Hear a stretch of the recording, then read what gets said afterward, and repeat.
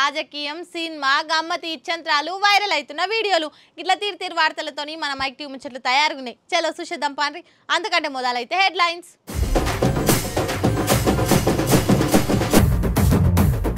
నరకానికి పోతారట బీజేపీకి ఓటయ్యకుటే ఏమనాలనో తెలుస్తలేదు. ఎంపీ అరవింద్ మాటలింటే దమ్ముంటే 17 ఎంపీ సీట్లు గెలువురంటున్న కడియం. కాంగ్రెస్ లీడర్లకు కౌంటర్లతోటి ఉట్టిస్తుండగా భయం. బీఆర్ఎస్ కు దప్పలేదు జంపింగ్ లో పికర్.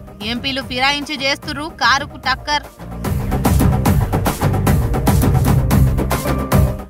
పంకపాటి లీడర్లు వెంచిర్రు ప్రచారం జోరు. పబ్లిక్ కు షాయి చేసి ఓషిండు అంబటి సారు.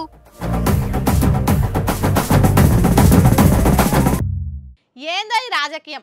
అందరు ఓటర్లను అనేటోళ్ళే. ఒకడేమో ఈ ఓటర్గాళ్లకు బుద్ధి లేక గెలిపించిండ్రు అని తిడతాడు.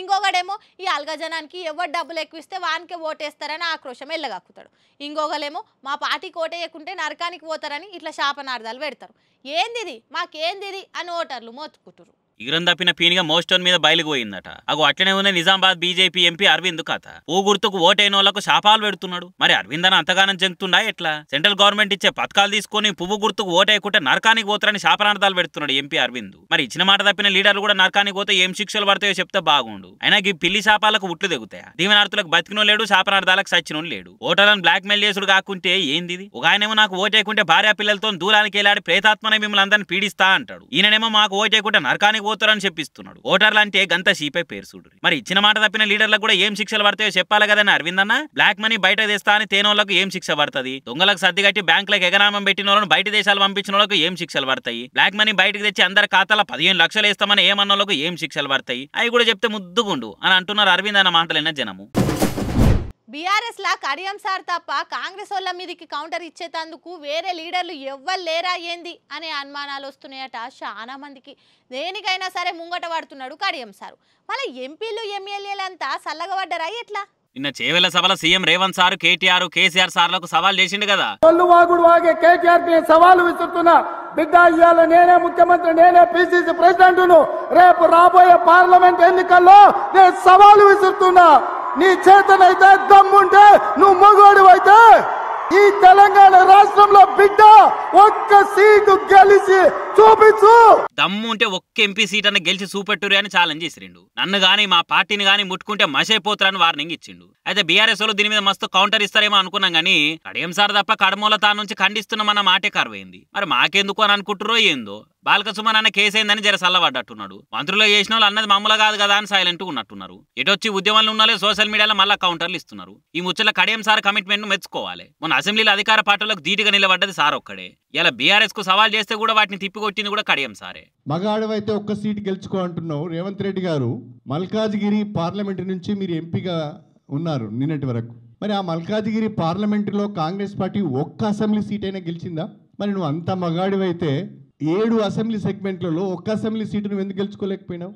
నిజంగా నీవు అంత మగాడివైతే, అంత గొప్పవాడివైతే రేపు తెలంగాణలో 17 పార్లమెంట్ స్థానాలను గెలిచి చూపించు. నీ మగతనాన్ని నిరూపించుకో నీ భాషలోనే. మా మగతనం గురించి అనడు కాదు, అంత మోతవర్తనమే ఉంటే 17 సీట్లకు 17 గెలిచి చూపెట్టి రేవంత్ అని సీఎం సార్కు సవాల్ ఇసిరిండు. అసలు రాజకీయాల మగతనం గురించి ఎందుకు వస్తుంది? ఆడోళ్ళ నాయకత్వంలో పనిచేసుకుంటా నువ్వు మా మగతనం గురించి ప్రశ్నించుడు చూస్తుంటే నవ్వొస్తుంది అని కైతకాలు ఆడిండు. ప్రతిపక్ష నాయకులను తిట్టే భాష మార్చుకోవాలి. గలీజ్ మాటలు అనుకుంటే ఏమొస్తుంది? మాటలు మిగిలిపోతాయి అని గట్టిగానే గరమైండు. ఎప్పుడైనా అత్తది కొన్నేళ్ళు కోడలిది కొన్నేళ్ళు అంటుంటారు కదా. రాజకీయాలు కూడా గంతే. లీడర్ ఏడున్నా అధికార పార్టీలనే ఉండాలని బాగా రటపడుతుంటారు. ప్రతిపక్షంలో ఫక్తు ఎవరికి నచ్చది. అందుకే కార్లకెళ్ళి దిగి పూలగుత్తి చేతిలో పట్టుకునేందుకు తయారున్నారట కార్ పార్టీ సిట్టింగ్ ఎంపీలు. పవర్ లేకుంటే ఇంట్లో పనులు కూడా మాటినారని అదేదో సినిమాల డైలాగ్ ఉన్నట్టు బీఆర్ఎస్ పరిస్థితి ప్రస్తుతానికి గట్టినే ఉన్నది. మరి అధికారంలో ఉన్నప్పుడు లీడర్లను పిలిచి మందలిచ్చి మాట్లాడించింది లేదు. అధికారం పోయినాకనైనా ఏం చేద్దాం ఎట్లా చేద్దామని లీడర్లను మందలిస్తే మంచిగుండు. సీఎం కుర్చీలకెళ్ళి దినాక మొదలు కేసీఆర్ సార్ 1-2 సార్లు తప్ప పార్టీ లీడర్లను కలిసింది లేదు. వాళ్ళ గోసలు ఆరుస్తామని తీరుస్తామని చెప్తున్నది లేదు. ఏమన్నా కేటీఆర్ సారు హరీష్ సార్లే చూసుకుంటున్నారు. లేదు పెద్ద సార్ తోటి మాట్లాడాలంటే ఆయన బిజీగా ఉన్నారని చెప్తున్నారట. దాంతో లీడర్లు బాగా అవమానంగా ఫీల్ అవుతున్నారట. అరే పెద్ద మనిషిని కలిసి మాట ముచ్చట మాట్లాడానికే సందు పెట్టకుంటే ఏంది అన్నట్టు లోపల ఫీల్ అవుతున్నారట. అందుకే సిట్టింగ్ ఎంపీలు మెల్లమెల్ల ఒక్కొక్కరు జారుకుంటున్నారని టాకిన పడుతున్నది. మొన్నటికి మన పెద్ద తాడేపల్లి ఎంపీ వెంకటేష్ నేత కాంగ్రెస్ తీర్థం పుచ్చుకున్నాడు. ఇక నాగర్ కర్నూలు ఎంపీ రాములు కూడా రామరాజ్యం పార్టీలో చేరిండు. ఇక ఉమ్మడి మెదక్ జిల్లా నుంచి ఎంపీ ఉన్న ఓ లీడర్ కూడా పువ్వు దిక్కు సూపులు చూస్తున్నాడట. ఆడ సీటు కన్ఫర్మ్ అని అంటే కారుకు హ్యాండ్ ఇచ్చుడు గ్యారంటీ అని అంటున్నారు. అందుకే పార్టీ కార్యాలు ఏమైనా కూడా కనిపిస్తలేడు అనే గుసగుసలు పెట్టుకుంటున్నారు. వీళ్ళిద్దరనే కాదు చాలా మంది బీఆర్ఎస్ లీడర్లు కుత ఉడికిపోతున్నారు. సందు దొరికితే తొందరగా కాంగ్రెస్ లను బీజేపీలో దూరిపోదామని చూస్తున్నారని అంటున్నారు. మరి చూడాలి ఏమవుతుందో. ఆంధ్ర మంత్రి అంబటి సారు సకల కళల వల్లభుడు అని తెలుసు కదా. సార్ లలిత కళలు ఒక్కటా రెండా, మల్టీ టాలెంటెడ్ మనిషి. He's an actor, politician, speaker, listener, what not. అసొంటి ప్రతిభాశాలి ఇప్పుడు మన అందరి కోసం షాయి కాశి పోస్తా అని అంటున్నాడు. ఆగో పొయ్యి మీద ఉడుకుడుకు సాయం దోసి తొర్రిస్తున్నాడు. తొర్రి మంచిగా తొర్రి సారు. చక్కెర చాపత మంచిగా కలవాలి. అట్లని చక్కెర ఎక్కువ ఎక్కువ మరి తక్కువ ఎక్కువ. చాయపతి ఎక్కువైనా చాయ్ చేదుకుంటుంది. మరి అన్నట్టు చాయ్ కోపులో పోషిస్తున్నావా గాజు గిలాసులో పోషిస్తున్నావా సారు? ఏం లే గాజు గిలాస్ అయితే అంబటి సార్ చూసిర్రా మన కాపుల పార్టీ జనసేన గిలాస పార్టీకి ఓటేయరని ఇండైరెక్ట్ గా చెప్తున్నాను ప్రచారం చేసినా చేస్తారు సారు. అసలే సాయి గిలాస పార్టీకి మీకు ఉన్న అవినాభావ సంబంధం అసొంటిదాయే. మళ్ళీ ఒక కులం లీడర్లాయే. గిలాసుల చాయ్ పోసి అందరికి మన ప్యాన్ గుర్తు చాయ్ దాయి గిలాస గుర్తు కాదు అని యాడ్ చేసి మరీ చెప్పు. లేకుంటే నువ్వే గలంతైతే చూసుకోమలా అని అంటున్నట all India Ambati sir fans association Sattenapalli branch వాళ్ళు. ఇక ఏపీ ఎలక్షన్స్ అందరి చాలైంది కదా. ఇక పని పబ్లిక్ ను వల్కరించినట్టయితే ప్రచారం చేసుకున్నట్టు అవుతుందని అంబటి సార్ ఇగో ఇట్లా కానొచ్చిండి. అలా పొన్నం సార్ అంత చల్లటి గుణం ఎవ్వరికి లేదు కావచ్చు. ఇంటర్ చదివే పోరగాళ్లకు పరీక్షలు ఉన్నాయని రాజకీయాలను పక్కకు పెట్టిండు. మన వల్ల పరీక్షలు రాసేటోళ్లకు ఎసోంటి సమస్య రావద్దని రెండు చేతులు జోడించి బతిలాడిండు. బండి సంజయ్ యాత్రనైతే అస్సలు అడ్డుకోవద్దని పిలుపునిచ్చిండు. అసలు ఈ ఇంటర్ పరీక్షలకు బండి సంజయ్ అన్న యాత్రకు లింక్ ఏంది అంటారా? అయితే చూడుండ్రి. ఎక్కడ నెగ్గాలనో కాదు ఎక్కడ తగ్గాలనో తెలిసిన వాళ్ళే అసలైన లీడర్ అని సాటి చెప్తున్నాడు minister Ponnam Prabhakar sir. Inter పోరగాల పరీక్షలకు ఎసొంటి తక్లీఫ్ కావద్దు అనేది సార్ కోరిక. పరీక్షలు పక్కాగా జరగాలంటే పబ్లిక్ చేతిలో కూడా బాధ్యత ఉంది అని ఎరక చేసిండు. పొన్నం సార్ది బండి సంజయ్ సార్ది దినం ఉంటదిగా మాటల యుద్ధము. అది 2 రోజుల సంది ఎక్కువైంది. బండన్న పాదయాత్రను అడ్డుకుంటామని అప్పుడు ఎప్పుడో అన్నాడట పొన్నం సారు. ఇక దాన్ని సీరియస్ గా తీసుకొని గిట్లనే ఎవరైనా పార్టీ కార్యకర్తలు జనాలు బండన్న యాత్రను అడ్డుకోగలని పొన్నం సార్ భయపడుతున్నాడు. మరి భయపడు ఎందుకు అని అంటారా? ఇంటర్ పరీక్షలు షురు అయినాయి కదా. పరీక్షలు పక్కాగా జరగాలంటే పోలీసుల బందోబస్తు కూడా అవసరము. అయితే ఒకవేళ ఎవరైనా బండి యాత్రకు అడ్డం పడితే దాన్ని సాగ్గా చూపెట్టి పోలీసులు బందోబస్తు పెడతారు. ఎగ్జామ్ సెంటర్ల కాడ ఉండవలసిన సెక్యూరిటీ ఎగ్దమన బండన యాత్రలో దిగుతుంది కాబట్టి బండి యాత్రను అడ్డుకోవద్దు అని చెప్పిండు. అట్లనే రాజకీయాల కోసం విద్యార్థుల జీవితాలతో ఆడుకోవద్దు అని బీజేపీకి వార్నింగ్ ఇచ్చిండు. బండి సంజయ్ కూడా బాగానే అరుచుకున్నాడు. ఏం చాలా మాట్లాడుతున్నావు, ఏం కథ బండి సంజయ్ నీది? 5 ఏళ్ల సంది ఎన్నడన్న నియోజకవర్గంలో కనిపించిన ముఖమేనా నీది? ఇవాళ వచ్చి యాత్ర గీత్ర అని తిరుగుతున్నావు అని పైరైండు. పోరగాళ్ళకి పరీక్షలు ఉన్నాయి, అవి చక్కగా అవుతాడు చూడాలని మేం తపన పడుతుంటే ఆ పరీక్షలు నాగం చేయాలని నువ్వేమో యాత్రలు చేస్తున్నావు. ఎన్నడన్నా చదువు గురించి పిల్లగాల పరీక్షల గురించి ఆలోచించిన పాపాన పోయినవా అని అరుచుకున్నాడు. ఇంకా బండి సంజయ్ సార్ దిమాగ్ ఖరాబై మాట్లాడుతున్నాడట. అని ఏసే యాత్రనే కాదు అని అంటుంటే ఇక దాన్ని మేమెట్లా అడ్డుకుంటామని అంటున్నాడు. ఈ టైంలో ఎటువంటి డిస్టర్బెన్స్ జరగొద్దనే సైలెంట్ గా ఉంటున్నా గానీ అసలు పరీక్షలు లేకపోతేనా బండి సంజయ్కి పెద్ద శరణే ఉంటుండే నా సామిరంగా అని కామెంట్ చేసిండు పొన్నం ప్రభాకర్ సారు. నిజంగా మీరు గ్రేట్ సార్. మీ లెక్క అందరూ ఆలోచిస్తే దునియా ఎప్పుడో బాగుపడుతుండే అని మస్తు కామెంటింగ్లు చేస్తున్నారట కరడు కట్టిన కాంగ్రెస్ కార్యకర్తలుగా. మెదక్ ఎమ్మెల్యే మైనంపల్లి రోహిత్ రాజకీయాలలో జూనియర్ ఏమో కానీ సీనియర్లను ర్యాగింగ్ చేసుట్లా సూపర్ సీనియర్ అనిపించుకుంటుండు కదా. మెదక్ మున్సిపల్ బడ్జెట్ మీటింగ్లా కార్పాటోల మీద ఎట్లా బగ్గుమన్నాడు చూడుండ్రి. అమ్మో ఏం కోపం అది. మైనంపల్లి రోహిత్ అన్న జోరు మామూలుగా లేదు కదా. ఐఎమ్ ఫైర్ ద ఫైర్ అని ప్రతిపక్ష లీడర్ల మీద ఫైర్ అయిపోయిండు. Medak municipal council budget meeting అయితే గెస్ట్ గా పోయిండు అన్న. ఇక కార్ పార్టీ లీడర్లు లేసి పనులేం కాలేదు పైసలేం దేలేదు అని పంచాయతీ మోపేసిర్రు. ఇక చూడు ఎట్లా అందుకున్నాడు అన్న. 10 ఏళ్లు పాలన చేసింది మీరు, మేమొచ్చి 2 నెలలు కాలేదు. అప్పుడే ఇటున్న సందమామ అటు తిప్పినట్టు అన్ని జరిగిపోవాలి. మీరు మాత్రం పైరవిల్ చేసుకొని పైసలు సంపాదించుకొని ఊరికి ఏం చేయకుండా ఉద్దార్ కప్ మాటలు మాట్లాడుతుర్రా. ఉజోరి అని బీఆర్ఎస్ కౌన్సిలర్ల మీదకి కన్నెర చేసిండు.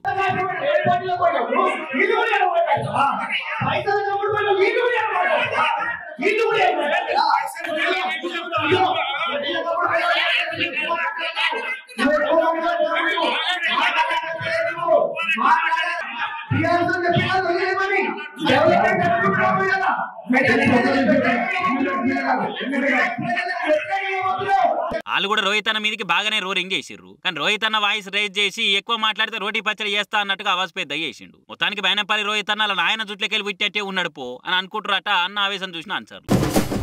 ఈ చదువుకునుడేందో సంవత్సరానికి ఓసారి పరీక్షలు రాసుడేందో పాస్ అవుతుండొచ్చునా ఫెయిల్ అవుతుండొచ్చునా అని పరేషాన్ అవుడేందో ఏమో పాపం.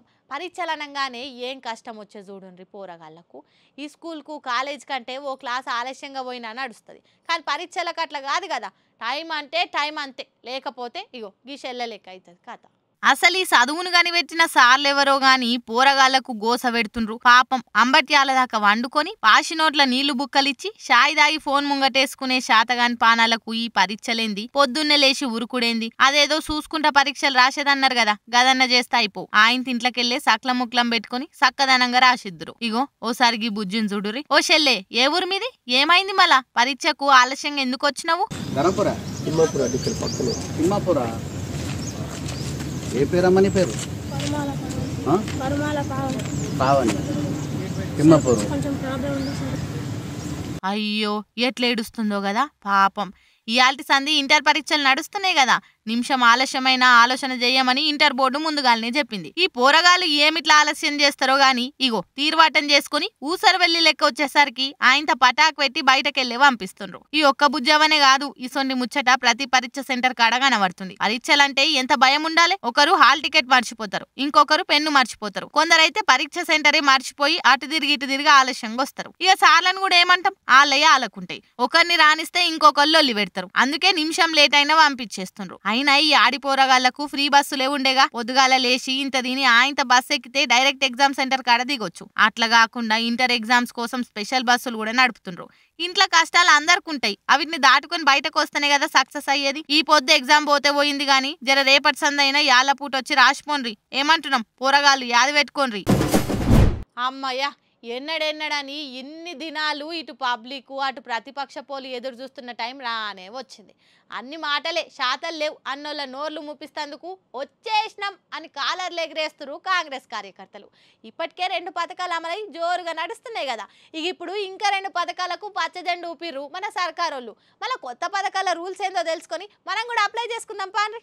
కాంగ్రెస్ సర్కార్ ఇచ్చిన మాట మీదనే ఒకటెనకొక పథకం అమలు చేస్తూనే ఉన్నది. ఇప్పటికే 2 పథకాలు అమలై జోరుగా నడుస్తున్నాయి కదా, ఇప్పుడు ఆడోళ్ళంతా దేనికోసం కళ్ళు కాయలు చేసుకొని చూస్తుర్రో ఆ పథకాలకు గ్రీన్ సిగ్నల్ వచ్చేసింది. 6 గ్యారెంటీలల్లా 200 యూనిట్ల ఫ్రీ కరెంటు, గట్లనే 500కే గ్యాస్ బుడ్డి ఇచ్చే టైం ఆసన్నమైందని చిన్నగా ఎగుర్తలేరు కాంగ్రెస్ వాళ్ళు. అయితే ఈ 2 పథకాలు తెల్ల రేషన్ కార్డు ఉన్నోళ్ళకే వస్తాయట. రోజోతి పథకం కింద 500కే గ్యాస్ బుడ్డి తీసుకునే తందుకు మొత్తం పైసలు ఇవ్వాలి. అటెన్క సబ్సిడీ పైసలు 40 రూపాయలు, గట్లనే గ్యాస్ పైసలు 500 కట్టగాంగా కడమ పైకం గ్యాస్ బుక్ ఉన్నోళ్ళ అకౌంట్లలో పడతాయి. ఇక అగ్గు వస్తుంది కదా అని ఎట్లా పడితే అట్లా 3 బుడ్డీలు 4 బుడ్డీలు బుక్ చేసుకోనికే లేదు. వాళ్ళు మున్పు ఎన్ని నెలలకు కొత్త బుడ్డి మారుస్తుండేనో ఆ లెక్కన ఇప్పుడు కూడా ఇస్తారు. ఇటు 200 యూనిట్ల ఫ్రీ కరెంట్ ఏమో ఒక్కింటికి ఒకటే కనెక్షన్ ఇస్తారట. ఇంట్లో 10 మంది అప్లై చేసిరు కదా అని 10 కనెక్షన్లు అయితే రావు. ఆ సర్కారే కడుతుంది కదా అని అతి తెలివి వాడి ఇష్టం వచ్చినట్టు దందాలకు ఓటర్లకు గిట్లకి కరెంట్ కనెక్షన్ వాడుకుంటే కథ వేరుంటది. అది పెట్టుకోరి. ఇన్నారు కదా అన్ని 2 పథకాలకు ఎసొంటి రూల్స్ ఉన్నాయో అవిటికి తగ్గట్టే అప్లై చేసుకుని పథకాలని ఎంజాయ్ చేయురిగా. ఏ నిమిషానికి ఏమి జరుగునో ఎవరు ఊహించేదరు అన్నట్లే తయారైంది జనసేన పార్టీ పరిస్థితి. సైకిల్ పార్టీ తోటి పొత్తు పెట్టుకొని తప్పు చేసిన పవనన్న అని జన సైనికులే మండిపోతురట. పార్టీ కోసం ఇన్ని రోజులు కష్టపడి పనిచేస్తే సీట్లేమో టీడీపీ అనుకోబోతుందని మస్తు బాధపడుతురట. ఇన్నొద్దులేమో గాని ఇప్పుడు పెబ్బ పవనాలు సార్ చెప్పినా వినేటట్లు లేదట కథ.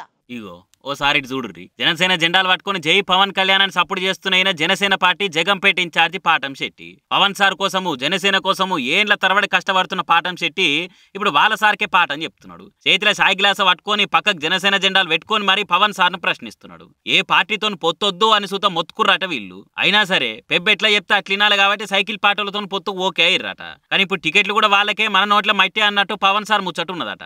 పాపం ఎన్ని రోజులు అంత ఆశ పెట్టుకుని ఉన్నాడో కానీ పాటం శెట్టికి దీంతో పెద్ద పరిశానే వచ్చిందట. జనసేన గెలిచే ఛాన్స్ ఉన్న జగంపేట టికెట్ ను టీడీపీ క్యాండిడేట్ జ్యోతుల నెహ్రూకి ఎట్లిస్తారు అని సూటిగా సుత్తి లేకుండా ప్రశ్నలు వేస్తున్నాడు. అసలు ఆయనకు టికెట్ ఇస్తే ఒప్పుకోమని కరాఖండిగా చెప్పేసిండు. ఆయన స్పందిస్తే మా ప్రాణాలు ఉంటాయి, ఆయన స్పందించకపోతే మా ప్రాణాలు ఉండవని చెప్పి సందర్భంగా తెలియజేస్తున్నాను. నాకు సీట్ ఇవ్వమని నేను చెప్పట్లేదు, నాకు సీట్ ఇవ్వట్లేదు. మీరు పోటీ చేయండి, మేము 1,00,000 ఓట్ల మీద అట్టితో గెలిపించుకుంటామని చెప్పి పవన్ కళ్యాణ్ గారిని జగంపేట నియోజకవర్గ జన సైనికులు అందరూ కోరుతా ఉన్నాం. జ్యోతుల నెహ్రూ అనే వ్యక్తిని మాత్రం ఇక్కడ గెలవనివ్వం, ఓట్లు వేయం. ఒకవేళ మా మాట పట్టించుకోకుండా నెహ్రూకే సీట్ ఇచ్చినా ఆయనకు ఓటేసేది లేదు, గెలిపించేది లేదు అని అంటున్నాడు. చేస్తే నువ్వు జైపావనన్నా, కానీ గెలిచే సీటును టీడీపీకి దానం చేసి మనం ఏం చేద్దామో చెప్పు అని లాజిక్ పాయింట్లు ఇస్తున్నాడు. ఏమో మరి పవన్ సార్ కూడా ఎడ బిస్కెట్ అయిందో ఎవరికి తెలిసే పాటం షెట్ అన్న. ఆయన సైకిల్ మీద ఉన్న ప్రేమ గిలాసం మీద లేదేమో తీరాదు, కందకలేని దురద కత్తిపీటకి ఎందుకు చెప్పు. పాపం ఎలక్షన్ సుడిగాలి వైసీపీకి షాక్ల మీద షాకులు ఇస్తుంది కదా. ఒకటి తర్వాత ఒకటి వికెట్లు టపా టపా వాడిపోతున్నాయి. ఒక షాక్లకెళ్ళి బయటపడి ఊపిరి పీల్చుకుందాం అనుకునేసరికి ఇంకో షాక్ ఇస్తున్నారు సొంత పార్టీ లీడర్లు. పార్టీలో ఇజ్జత్ లేదు, ఇలువ లేదు అనుకుంటా వైసీపీలోకి వెళ్ళి బయటికి పోయిండు ఎంపీ మాగుంట సార్కు గంతగనం కోపం ఎందుకు వచ్చిందో మళ్ళా? ఒక ఎంపీ ఇచ్చిన శాఖలకెళ్ళి తేరుకోకముందే ఇంకో ఎంపీ శాఖే పట్టే ఏపీ సీఎం జగన్ సార్కు పాపం ఈ శాఖనైతే జగన్ సార్ అస్సలు ఊహించకుండొచ్చు. మర్యాద లేని కాడ ఏముంటామో అని ఒంగోలు ఎంపీ మాగుంట శ్రీనివాసులు రెడ్డి మరో మాట లేకుండా వైసీపీకి రాజీనామా చేసిండు. ఏమో సార్ బయటికైతే అనివార్య కారణాలు శనివార్య కారణాలు అని చెప్తున్నాడు గానీ లోపల ఏం జరిగిందో ఏమో. పాపం పార్టీలకెళ్ళి బయటికి పోవడం ఆయనకు కూడా ఇష్టమే లేదట, కానీ పోక తప్పలేదట. అదేందో మన అర్థం కాకపోయే. సార్ పోయినా కానీ సార్ కొడుకు రాఘవరెడ్డి అయితే ఎంపీగా పోటీ చేస్తారట. ప్రకాశం జిల్లాలో పసిపిల్లగాలను అడిగినా మా గురించి చెప్తారు. మాగుంట అంటే ఒక బ్రాండు. 33 ఏళ్ల సంది రాజకీయాలలో ఉన్నాము. అసలు కుటుంబానికి ఆత్మ గౌరవమే కానీ అహం లేదు అని చెప్పిండు మాగుంట సారు. వాస్తవానికి మాగుంట సార్ మళ్ళోపారి ఒంగోలుకి వెళ్ళి పోటీ చేయాలని ఆశపడ్డాడు. అయితే జగన్ సార్ టికెట్ ఇస్తేందుకు ఒప్పుకోలేదట.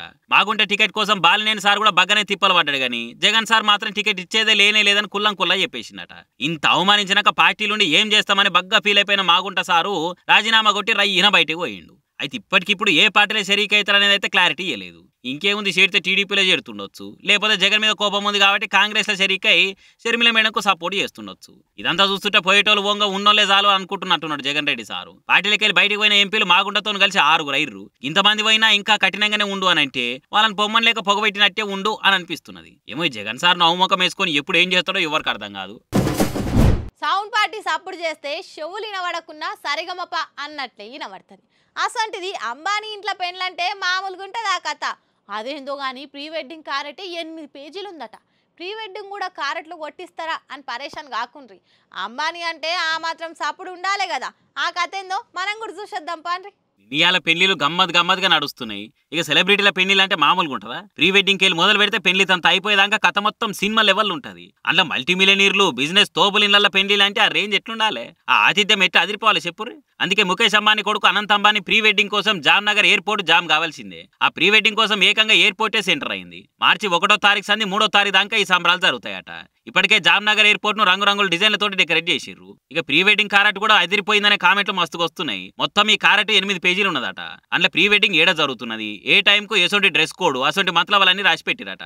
ఇంకా అనంత్ అంబానీకి జంతువులు అంటే మస్తు ఇష్టమట కదా. అందుకే ఫస్ట్ పేజీలో చెట్లు పక్షులు జంతువుల డిజైన్లు వేసిరట. ఇక జామ్నగర్ అనే ఎందుకు ప్రీ వెడ్డింగ్ దావత్ చేస్తున్నారు అని అడిగితే అనంత్ అంబానీ సార్ పెద్ద కథనే చెప్పిండట. నేను ఇక్కడనే వేరినా, ఇది మా నాయనమ్మ జన్మభూమి, అందుకే ఇక్కడనే చేసుకోవాలనిపించింది అని చెప్పిండు.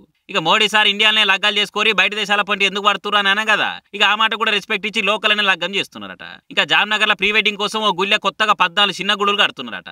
ఇక వచ్చేటోళ్ళకు పసందైన దావత్ ఇస్తందుకు 65 మంది షెఫ్లతోటి 2500 రకాల వంటకాలను ఏర్పాటు చేస్తున్నారట. బ్రేక్ఫాస్ట్ లో 75 రకాలు, లంచ్ లో 225 రకాలు, డిన్నర్ లో 275 రకాల వంటకాలు వడ్డిస్తారట.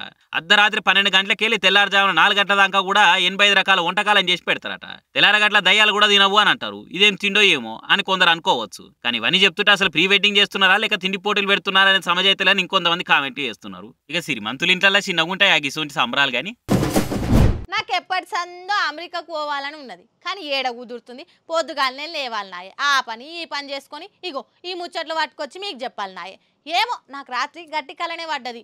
అమెరికాకు మిషెల్ ఒబామా కొత్త ప్రెసిడెంట్ అయినట్టు, వైట్ హౌస్ హోమ్ టూర్ చేసేందుకు నన్ను పిలిపించినట్టు, ఇంకా తలకాయ కూరతోటి మిషెల్ ఒబామా దావత్ చేసినట్టు.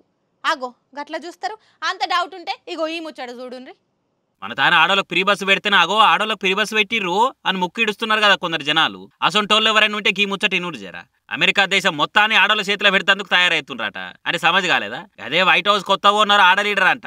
ఆమె ఎవరో కాదు మిషెల్ ఒబామా అని గట్టిగా ప్రసారం అవుతుంది బయట. అగో ఇంకా దానికి టైం ఉంది కానంటారా? టైం బాగానే ఉంది కానీ దస్తీ చేసుట్లు అందరు పోటీ పడుతున్నారు. డెమోక్రటిక్ పార్టీ అయితే ఇప్పటికే దీని మీద ఓ మాట అనుకున్నదట. పార్టీలో కూడా చర్చ జరిగిందట. ఇక ఇది ఇట్లుంటే అమెరికా కాబోయే ప్రెసిడెంట్ ఎవరు అనే దాని మీద రాస్ముసెన్ నివేదిక ఓ సర్వే చేసిందట.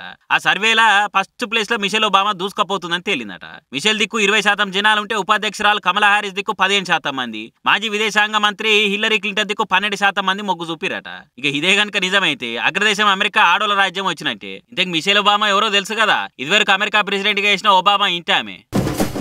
చూసిరానుల్లా నేను పట్టుకొచ్చిన ముచ్చట్లు ఎట్లున్నాయో ఇంకిన్ని ముచ్చట్లతోటి మళ్ళా కలుద్దాం. అప్పటిదాకా చూస్తూనే ఉండుర్రి మన మైక్ టీవీ ముచ్చట్లు.